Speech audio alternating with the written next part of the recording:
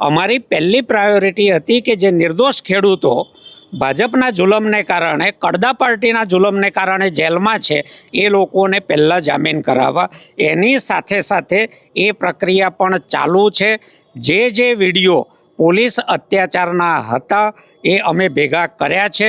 હજી અમારી social media team બીજા વિડીયો સર્ચ કરીને શોધી રહી છે. આ બધા જ વિડીયો અમારી પાસે આવી જાય એટલે એમાં ઓળખાતા પોલીસ જવાનો, અધિકારીઓ જે પણ હોય તે, એ બધાની સામે હાઈકોર્ટમાં એક અલગ પિટિશન થવા જઈ રહી છે.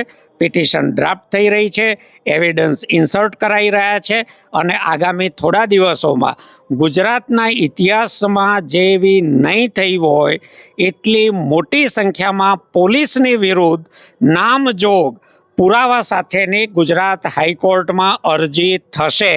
અને આ હળદરનું આખું આંદોલન ઐતિહાસિક એ રીતે થવા જઈ રહ્યું છે કે જ્યારે પોલીસ અધિકારીઓ વિરુદ્ધ ફરિયાદ થઈ અને ધરપકડ થઈ ત્યારે આતંકવાદીઓ ગુજરાતનું સરનામું ભૂલી ગયા. એમ હળદરમાં અત્યાચાર ગુજારનાર પોલીસ અધિકારીઓ સામે જ્યારે ફરિયાદ થશે ત્યારે ગુજરાતમાં ક્યારેય કોઈ ખેડૂત ઉપર અત્યાચાર કરવાની હિંમત પોલીસ નહીં કરે. બીજો મુદ્દો મહત્ત્વનો એ છે કે જે લોકોને તમે પકડીને લાવ્યા છો, ઢોરમાર માર્યો છે, કોર્ટમાં આ વાત રજૂ થાય છે ત્યારે પોલીસના તપાસ અધિકારી એવું કહે છે કે અમને એ નિર્દોષ જણાતા અમે એમને છોડી મૂક્યા છે.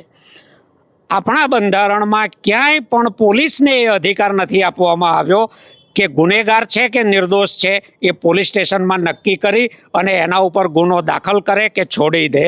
એ કામ કોર્ટનું છે. અહીંયા પોલીસ પોતે અત્યાચાર કરે છે અને પોલીસ પોતે જજની ભૂમિકા પણ ભજવે છે. આ મુદ્દો પણ અમે હાઈકોર્ટની સામે મૂકવાના છીએ. એટલે આમાં જેણે ખેડૂત પર અત્યાચાર કર્યો છે, બંધારણીય અધિકારોનો, મૂળભૂત અધિકારોનું હનન કર્યું છે, એવો એક પણ ગુનેગાર છૂટશે નહીં.